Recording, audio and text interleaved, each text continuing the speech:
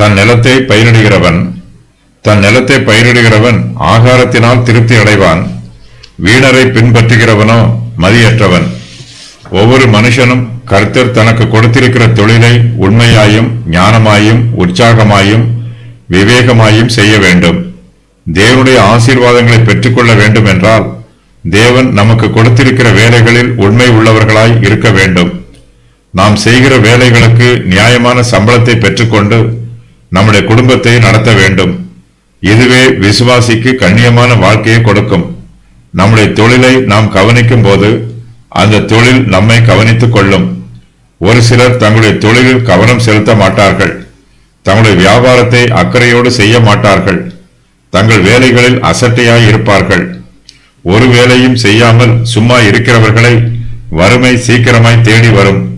அவர்களுடைய குடும்பத்தில் போஜனத்திற்கு குறைவு உண்டாகும்.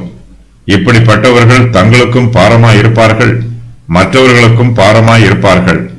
மற்றவர்களுடைய உழைப்பில் தாங்கள் புசிக்க வேண்டும் என்று நினைப்பார்கள். தன்னுடைய நிலத்தை பயிரிடுகிறவன் ஆகாரத்தினால் திருப்தி அடைவான். கண்ணீரோடு விதைக்கிறவர்கள் கம்பீரத்தோடு அறுப்பார்கள். பெருக விதைக்கிறவர்கள் பெருக அறுப்பார்கள். சிறுக விதைக்கிறவர்களோ சிறுகவே அறுப்பார்கள். ஒன்றும் விதைக்காமல் இருக்கிறவர்களோ ஒன்றும் அறுக்க மாட்டார்கள். அவர்களுக்கு தானியமும் கிடைக்காது, ஆகாரமும் கிடைக்காது.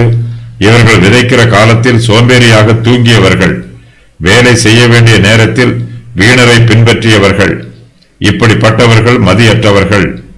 நிலத்தை பயிரிட்டவர்கள் ஈசாக்கு, யாக்கோபு. வீணரை பின்பற்றியவர்கள் அபிமெலேக்கு, தெயுதாஸ்.